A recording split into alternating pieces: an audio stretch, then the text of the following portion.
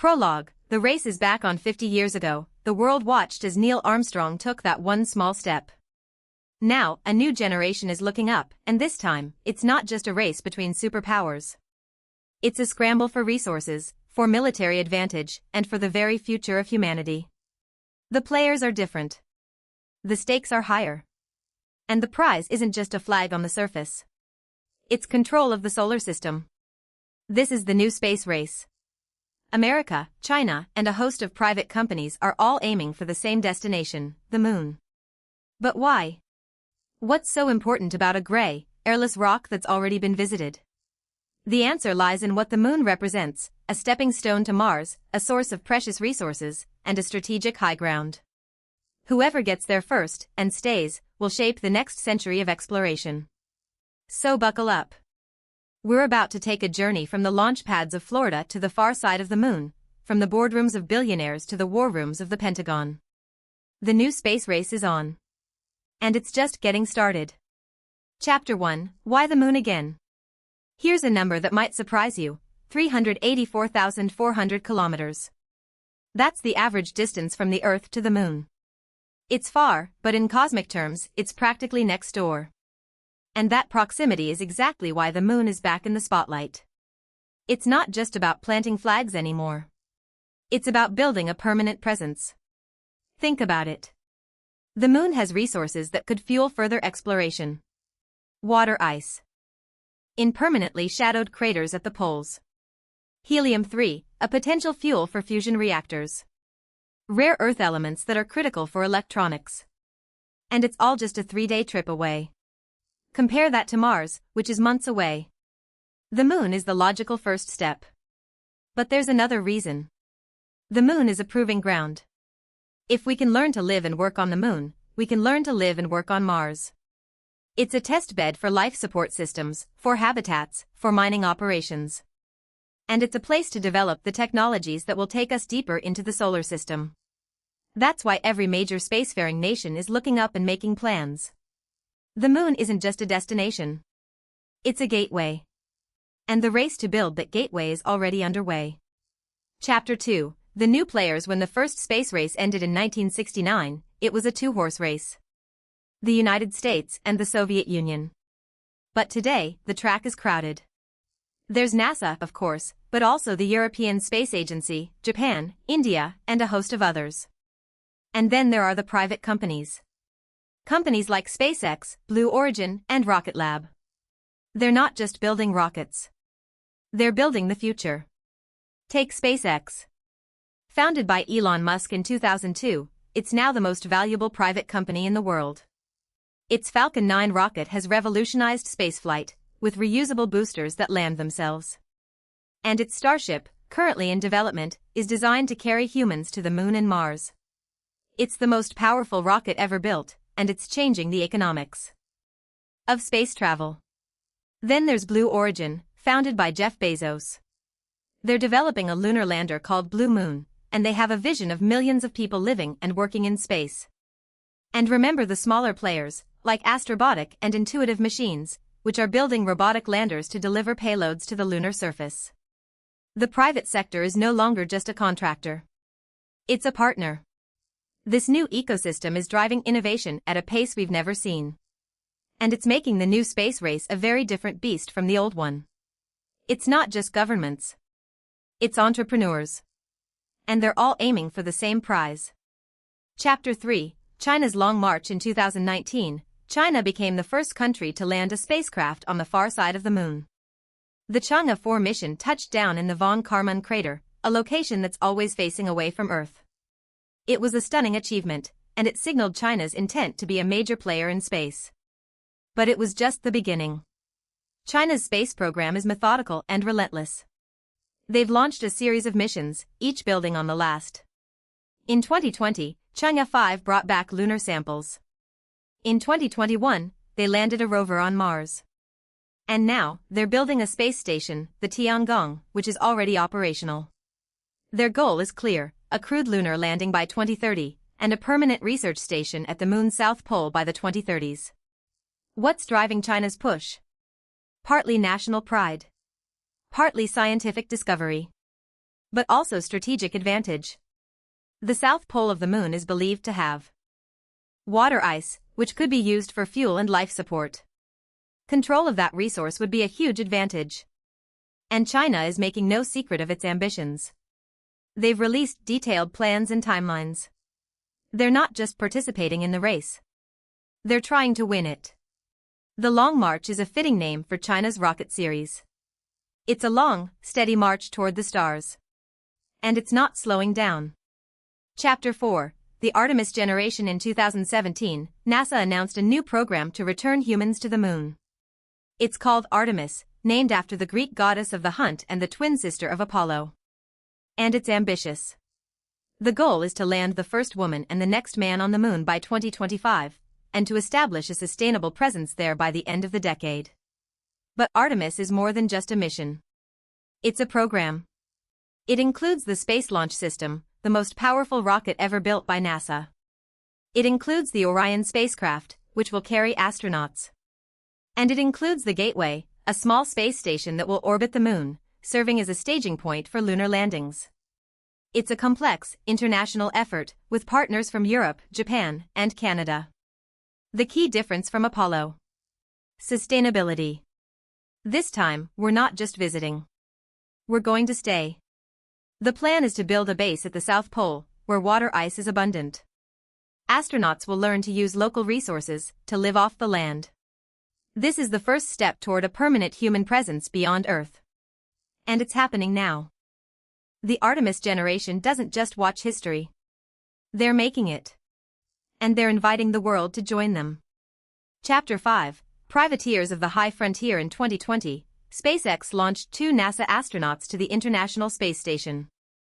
It was the first time a private company had carried humans to orbit. And it marked a shift in how space exploration is done. No longer is it the sole domain of governments. Private companies are now at the forefront. Consider the numbers. SpaceX has launched over 100 missions in the past few years. Blue Origin has flown tourists to the edge of space. Rocket Lab is launching small satellites on a regular basis. And that's just the beginning. Companies like Axiom Space are planning private space stations. Companies like Planetary Resources are eyeing asteroids for mining. The commercial space industry is booming. But it's not just about making money. These companies are also pushing the boundaries of what's possible. They're developing reusable rockets, which dramatically reduce the cost of access to space. They're building new technologies for life support, for propulsion, for manufacturing. And they're inspiring a new generation of engineers and scientists. The privateers of the high frontier are not just participants in the space race. They're redefining it. They're making space accessible, not just for astronauts, but for everyone. Chapter 6, The Moon's Hidden Treasure. Imagine a mountain of gold, just waiting to be mined. That's what the moon looks like to some people. Not gold, exactly, but something almost as valuable: water ice. In the permanently shadowed craters at the lunar poles, temperatures never rise above -230 degrees Celsius. In those freezing depths, there's ice. And that ice is the key to everything. Why is water so important? Because it can be split into hydrogen and oxygen. Hydrogen is rocket fuel. Oxygen is for breathing. So water ice on the moon means fuel for further exploration. It means the ability to refuel spacecraft without having to launch fuel from Earth. It means the moon could become a gas station for the solar system. And there's more. The moon is rich in rare earth elements, like neodymium and dysprosium, which are used in electronics and magnets. There's titanium, iron, and aluminum. There's even helium-3, a rare isotope that could be used in future fusion reactors. The moon is a treasure trove of resources. But mining the moon is not easy. It requires robots, heavy machinery, and a lot of energy. But the potential payoff is enormous. Companies like Lunar Outpost and iSpace are already planning mining missions. And the race to stake claims on the moon's resources is heating up. The question is, who will get there first? Chapter 7, The High Ground of Space. In 1957, the Soviet Union launched Sputnik, the first artificial satellite. It was a tiny sphere, about the size of a beach ball, that beeped as it orbited the Earth. But it changed the world. It showed that space was a strategic domain and new high ground for military advantage. And that's still true today. Satellites are the backbone of modern warfare.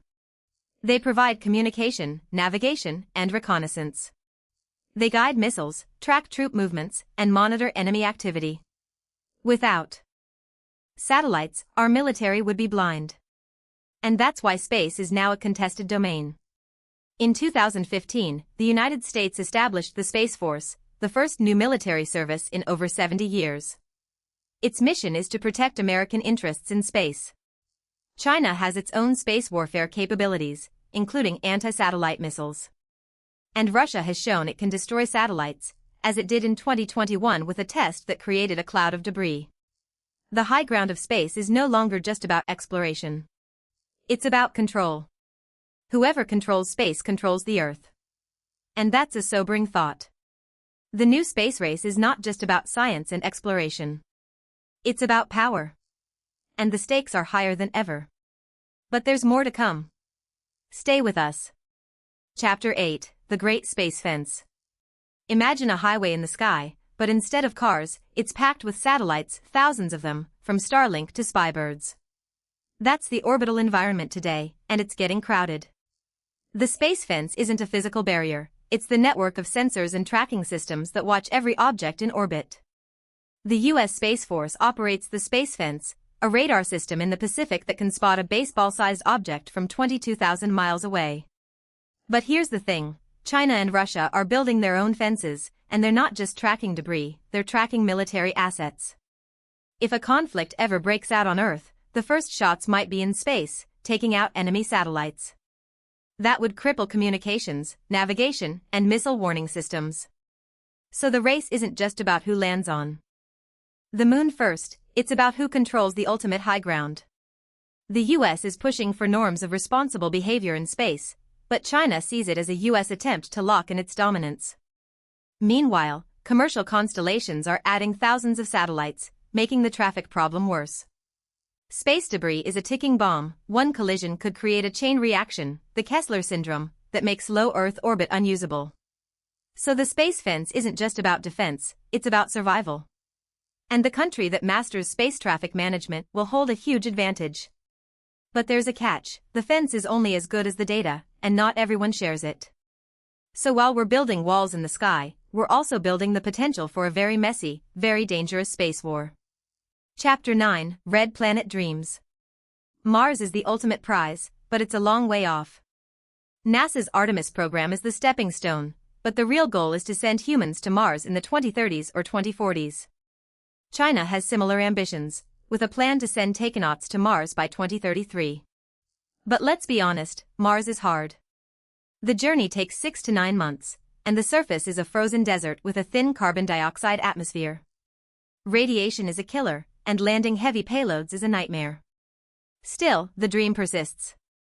SpaceX's Starship is designed for Mars, with a stainless steel body and Raptor engines that run on methane and oxygen, which could be made on Mars using the Sabatier process. Elon Musk wants to build a city of 1 million people on Mars. But that's a fantasy for now. The science is compelling, though. Mars once had water and possibly life. Rovers like Curiosity and Perseverance are finding organic molecules and ancient riverbeds. But sending humans would be the ultimate adventure, and it would cement a nation's status as a spacefaring civilization. The problem is cost, estimates run into the hundreds of billions. And there's no guarantee we can keep astronauts alive on the surface. So why go? Because it's the next giant leap, and because if we don't, someone else will. China is making steady progress, with robotic missions and a space station. They're in it for the long haul. The US has the experience and the commercial partners, but time is ticking. The first human on Mars will be a hero, and the country that plants that flag will inspire generations. But we need to be realistic, Mars is a one-way trip for the initial crew, and that's a heavy moral burden. Still, the dream persists, and the race is on. Chapter 10, The Nuclear Option. When you think of space, nuclear power might not be the first thing that comes to mind, but it's becoming essential. Solar panels work fine near Earth, but out at Jupiter or beyond, the sun is too faint. That's why NASA's Voyager probes use radioisotope thermoelectric generators, basically nuclear batteries. But for crewed missions to Mars, we need more power. Nuclear thermal propulsion could cut travel time to Mars from 9 months to 3, reducing radiation exposure and muscle atrophy. NASA and DARPA are working on a nuclear thermal rocket, and China is developing its own. Then there's nuclear power on the surface. Lunar bases will need reliable energy for life support, water extraction, and fuel production. A small fission reactor could provide 10 kilowatts or more, enough to power a small outpost. NASA and the Department of Energy are testing a reactor called kilopower, and they plan to put one on the moon by 2030. But there's a catch: launching nuclear materials is risky.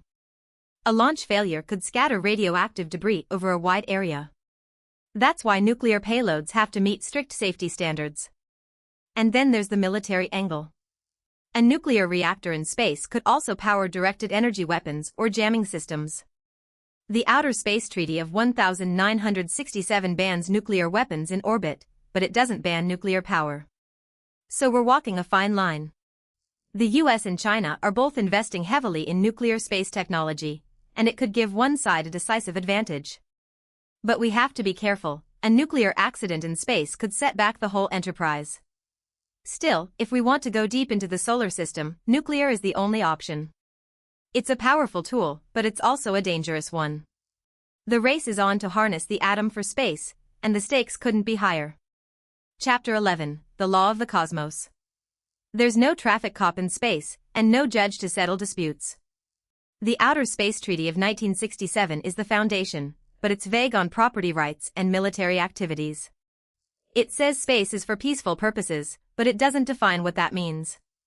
The Artemis Accords, signed by the US and its allies, try to establish norms for lunar mining and safety zones. But China and Russia haven't signed, and they're pushing for a different framework. The Moon Agreement of 1979, which the US hasn't ratified, says the moon is the common heritage of mankind, and mining should be governed by an international regime. That's a direct conflict with the US view that private companies can own what they extract. So we have a legal vacuum. If a Chinese rover lands near a US base and starts drilling, who's right? If SpaceX sets up a mining operation and a Chinese company claims the same area, who wins? The answer might be whoever has the biggest guns. That's a dangerous precedent. We need to update the laws to reflect the new reality. Some experts propose a new international agreement, but that's hard to achieve when the major powers are rivals. Others suggest a private sector-led approach, with companies self-regulating and forming their own rules. But that's like letting the fox guard the henhouse. The bottom line is that the legal framework is decades behind the technology. We're heading to the moon with 1967 rules, and that's a recipe for conflict. We need to start talking now, before someone plants a flag and claims a crater. The law of the cosmos is being written in real time, and the outcome will shape the future of humanity in space. Chapter 12: The Next Giant Leap. So what's the next big step? It's not just about planting flags or mining resources. It's about creating a sustainable human presence in space. NASA's Artemis program aims to return astronauts to the moon by 2025, but the real goal is to learn how to live and work on another world. The Lunar Gateway, a small space station in lunar orbit, will serve as a staging point. But the ultimate vision is a permanent lunar base that can support scientific research, resource extraction, and maybe even tourism. Companies like Blue Origin and SpaceX are planning commercial space stations in low Earth orbit, and they're already flying private astronauts. The next decade will see more people in space than ever before, and that's exciting. But it also brings challenges. How do we protect the environment of other worlds? How do we avoid contaminating Mars with Earth microbes? How do we govern a lunar city? These are questions we need to answer now. The next giant leap is not just a technological one, it's a social and political one. We need to decide what kind of spacefaring civilization we want to be. Do we want to repeat the mistakes of colonialism, or do we want to create a new model of cooperation? The US and China are rivals, but they're also partners in the International Space Station, though that partnership is ending. We need new models of collaboration, like the Artemis Accords, which include many nations. But we also need to include China, or we risk a new space race that could spiral out of control. The next giant leap is a choice: we can go to the moon and Mars as competitors, or we can go as a united humanity. The technology is within reach, but the political will is uncertain. It's up to us to decide. Chapter 13, The Infinite Corridor. As we look to the stars, we're also looking to the future of our own planet. The infinite corridor is the path from Earth to the moon and beyond, a highway for commerce and exploration. It's a vision of a solar system economy, with resources from the moon and asteroids fueling further expansion. But it's also a metaphor for the human spirit, our drive to explore and discover.